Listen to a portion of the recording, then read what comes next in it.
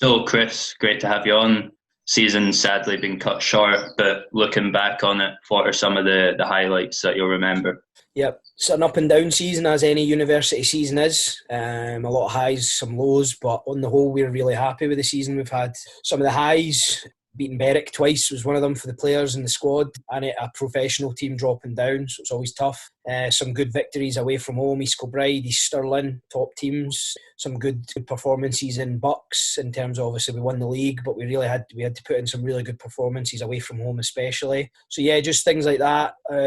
Other things for me that stand out are the development of some of the players, or the majority of the players. Some new players came in and they've really done well, and then the players that have got into fourth year and third year, they've really progressed as well. And then obviously the boys we've brought in from the second team in the 20s have really done well as well. So it shows that there is a pathway at Stirling Uni that you can play. And obviously there is, well, obviously one that stands out was Murray Bushell played for us against Gretna away, and Murray's played for every team at the uni: fives, fours, threes, twos, 20s and ones. So it does show you that if you're good enough and you work hard, there is opportunities for you. Excellent. So you mentioned the Bucks league victory there. Having spoken to a few of the players, they all kind of pick that out as something they're going to remember for a long time. How big of an achievement is that, not just for yourself, but for everyone at the club? Yeah, listen, for me, it's definitely, in terms of my managerial career, it's the best thing I've done. Obviously, the under-20s won the league this year as well, but for me, the Bucks thing just pips it a little bit.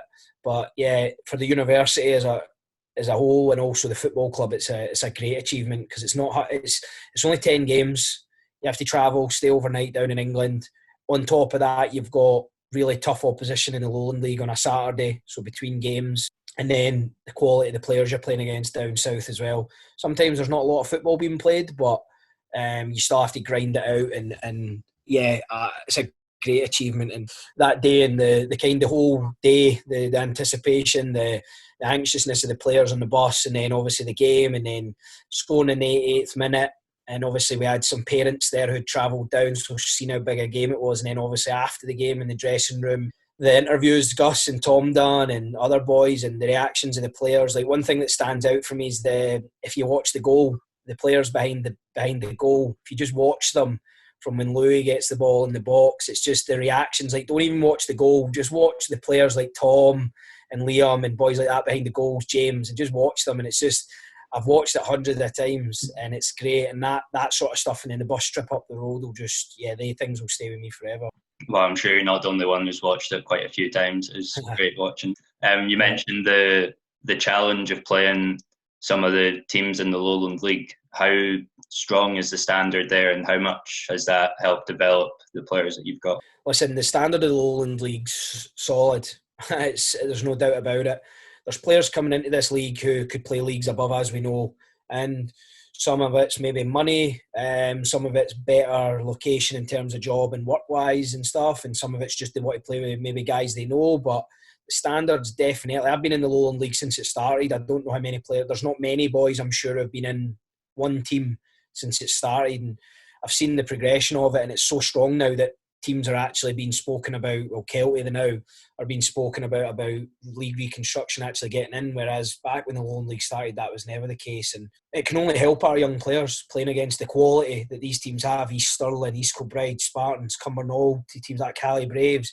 All these teams have all got quality players, and it's only making the league tougher. And I have to laugh when people put our league down and say a lot of the Lowland League teams aren't good enough to compete with these East of Scotland teams and West of Scotland teams. Well, we actually are. And a bit more respect needs to be shown towards the teams who are already there, because they made the jump when no one else wanted to. So it's not our fault that teams are behind us. And yeah, it's just a wee peeve of mine when people have a go at the league and say we're not as good as other teams, when in fact we are.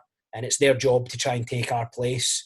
And I'm sure I speak on behalf of a lot of teams there. But yeah, for our boys' development, it's great. It's better than reserve football, better than under-20 football. So for any young player who's interested in playing at a good level while getting a degree, why would you not look at Stirling or a university in Edinburgh even to that extent as well? And you mentioned there, like, the development for you this season has been, on Saturdays, it's been a full student team, which is something different for you guys. How much has that maybe been a challenge, and how much has that helped the team as well? Yeah, well, I played, didn't I? So I played 60 odd minutes and over two games. So that's the one blip from the student record, is sadly I picked myself. And yeah, we've kind of went down that route, down to non-students being not available, and also just the fact we want to go down a more student route. It definitely helps the group. Like I've been doing the player interviews this week, and one of the biggest things that stands out is what boys are saying about how good the group it is this year.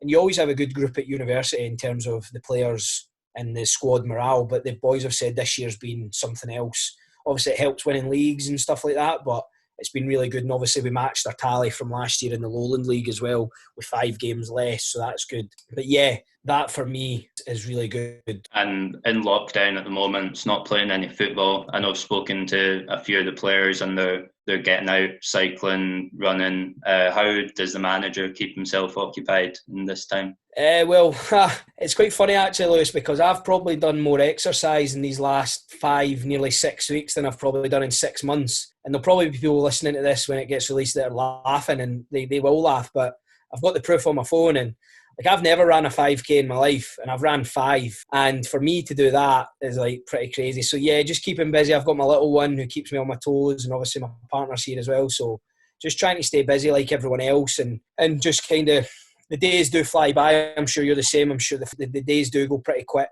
at the moment, but I'm missing the players, to be honest, and training, and Mark and the others, and Steph and stuff like that. I miss being on the park. It's making me appreciate what I have a lot more, which is maybe a good thing, because you don't want to take the university or the job you have for granted. So I'm definitely going to, whenever we get back, definitely go full on and try and improve even more. So yeah, just keeping busy as best I can. Absolutely, Chris. Well, hopefully it won't be too long before we can get back out onto the pitch and get back to normal. Yeah, hopefully, Lewis. It's obviously, the thing is, everyone's in the same situation, pal, so it's not like we're being hard done by. We just have to wait and see the situation and take it from there. But yeah, looking forward to it whenever we get back, to build on obviously the successes of this season. Excellent, Chris. Thank you very much. It was good chatting to you. Not a problem. And just lastly, obviously it's just a quick season recap. I just want to thank obviously the boys who are graduating, Angus, Tom Cowley and Aidan Peden. All have contributed in some form. Aidan not as much due to injuries, but he's got a lot of talent and he just needs a break. Tom obviously has been quite a consistent performer for 4 years here.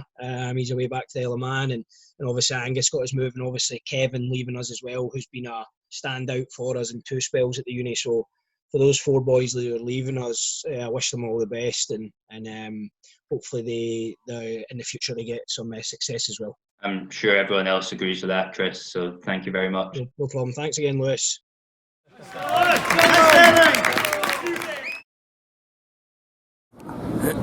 Just check, are we recording?